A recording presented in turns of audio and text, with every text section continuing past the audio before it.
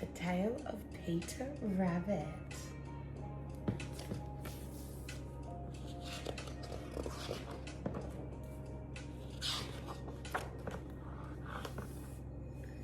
Once upon a time, there were 4 little rabbits. Their names were Flopsy, Mopsy, Cottontail, and Peter.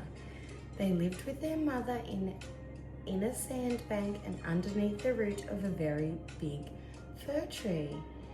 "Now, my dears," said old Mrs. Rabbit one morning, "you may go into fields down the lane, but don't go into Mr. McGregor's garden. Your father had an accident there. He was put in a pie by Mrs. McGregor. Now run along, don't get into mischief. I'm going out." Then old Mrs. Rabbit took a basket and her umbrella and went through the wood to the baker's. She bought a loaf of brown bread and 5 currant buns. Flopsy, Mopsy and Cottontail were good little bunnies and went down the lane to gather berries together. But Peter, who was very naughty, ran straight away to Mr. McGregor's garden and squeezed under the gate. First he ate some lettuce and some French beans, and then he ate some radishes. Then, feeling rather sick, he went to look for some parsley. But round the end of the cucumber frame, whom should he meet but Mr. McGregor?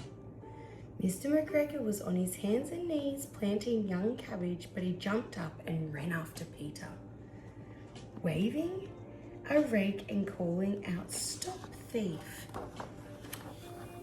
Peter was most dreadfully frightened. He rushed all over the garden, for he had forgotten the way back to the gate. He lost one of his shoes among the cabbages and the other shoe among the potatoes. After losing them, he ran on 4 legs and went faster, so I think he might have got away altogether if he had not, unfortunately, ran into the gooseberry net and got caught by the large buttons on his jacket. It was a blue jacket with brass buttons, quite new. Peter gave himself up for lost and shed big tears. His sobs were overheard by some friendly sparrows who flew him in great excitement and implored him to exert himself. Mr. McGregor came up with a sieve which he intended to pop on top of Peter. But Peter wriggled just in time, leaving his jacket behind, and rushed into the tool shed and jumped in a can. It would have been a beautiful thing to hide in if it had not had so much water. Mr. McGregor was quite sure that Peter was somewhere in the tool shed, perhaps hidden underneath the flower pots. He began to turn over carefully, looking under each. Presently Peter sneezed, "Kerty-choo."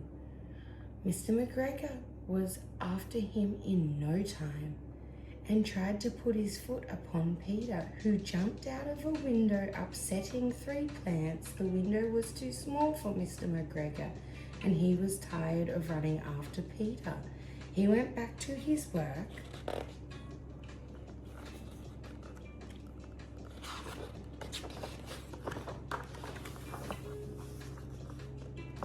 Peter sat down to rest. He was out of breath, trembling in fright. He had not the least idea which way to go. Also, he was very damp with sitting in that can. After a minute, he began to wonder about going lippity-lippity, not very fast, looking all around. He found a door in the wall, but it was locked and there was no room for a fat little rabbit to squeeze underneath. An old mouse was running in and out over the stone doorstep, carrying beans to her family in the wood. Peter asked her the way to the gate, but she had a large pea in her mouth, so she could not answer. She only shook her head at him. Peter began to cry. Then he tried to find his way straight across the garden, but he became more and more puzzled Presently, he came to a pond where Mr. McGregor fills his watering cans. A white cat was staring at some goldfish. She sat there very, very still, but now then the tip of her tail twitched as if it were alive. Peter thought it was best to go away without speaking to her. He had heard about cats from his cousin, little Benjamin Bunny.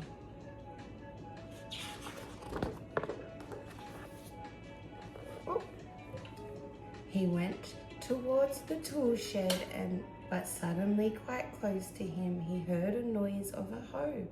Scritch, scratch, scritch, scratch. Peter scuttered underneath the bushes, but presently, as nothing happened, he came out and climbed upon a wheelbarrow and peeped over.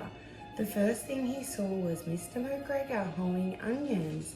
His back was turned towards Peter, and beyond him was the gate. Peter got down quietly off the wheelbarrow and started running as fast as he could along straight behind some black currant bushes. Mr. McGregor caught sight of him at the corner, but Peter did not care. He slipped underneath the gate and was safe at last in the woods outside the garden.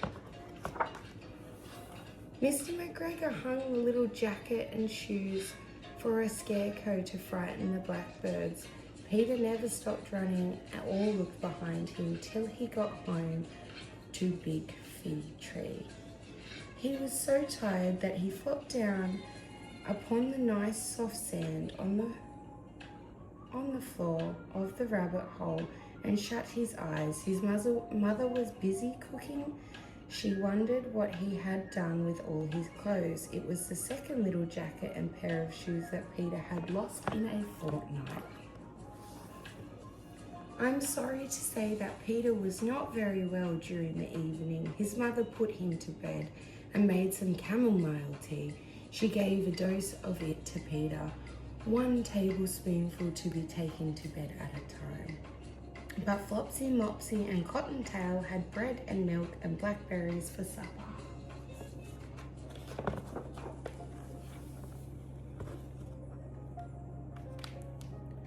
Good night, possums and koalas.